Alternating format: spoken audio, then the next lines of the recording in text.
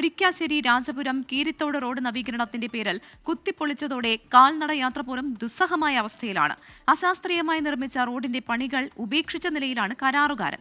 ജനപ്രതിനിധികളെയും ഉദ്യോഗസ്ഥരെയും കരാറുകാരനെയും പലതവണ സമീപിച്ചിട്ടും യാതൊരു നടപടിയും ഉണ്ടായില്ല എന്ന് നാട്ടുകാർ പറയുന്നു. പുനരുദ്ധാരണ പ്രവർത്തനങ്ങളുടെ പേരിൽ സഞ്ചാരയോഗ്യമായിരുന്ന 7 കിലോമീറ്റർ ദൂരമുള്ള റോഡിന് 15 കോടി രൂപ അനുവദിച്ച് 3 വർഷം മുൻപാണ് നിർമ്മാണം ആരംഭിച്ചത്. എന്നാൽ തുടക്കം മുതൽക്കേ നിർമ്മാണത്തിൽ പാളിച്ചകളുണ്ടായി. കഴിഞ്ഞ മാർച്ച് 31-ന് റോഡിന്റെ നിർമ്മാണ പ്രവൃത്തികൾ പൂർത്തിയാക്കുമെന്നായിരുന്നു ഏറ്റവും ഒടുവിലത്തെ വാഗ്ദാനം. വാഹനങ്ങൾ സുഗമമായി സഞ്ചരിച്ചിരുന്ന റോഡിൽ വീതി കൂട്ടാനെന്ന പേരിൽ ഇരു സൈഡിലും വലിയ കുഴികളെടുത്ത് മെറ്റൽ നിറച്ചിരുന്നു. കഴിഞ്ഞ ദിവസങ്ങളിൽ പെയ്ത മഴയിൽ ഇത് പൂർണ്ണമായും ഒലിച്ചുപോയി. മുരിക്കാശ്ശേരിക്കും രാജപുരത്തിനും ഇടയിൽ പല ഭാഗങ്ങളിലായി കലുങ്ക് നിർമ്മിച്ച് ബില്ല് മാറിയെടുത്തതല്ലാതെ കരാറുകാരൻ റോഡിന്റെ പുനരുദ്ധാരണ പ്രവർത്തനങ്ങൾ കൃത്യമായി ചെയ്തിട്ടേയില്ല എന്നാണ് നാട്ടുകാർ പറയുന്നത്. റോഡിന് അനുവദിച്ച പണം വകമാറ്റി ചെലവഴിച്ച് നിർമ്മാണം അട്ടിമറിക്കാൻ കരാറുകാരന് പൊതുമരാമത്ത് വകുപ്പ് ഉദ്യോഗസ്ഥരും ഒത്താശ ചെയ്തതായി ആക്ഷേപമുണ്ട്.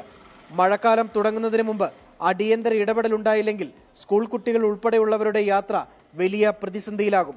24 ഇടുക്കി.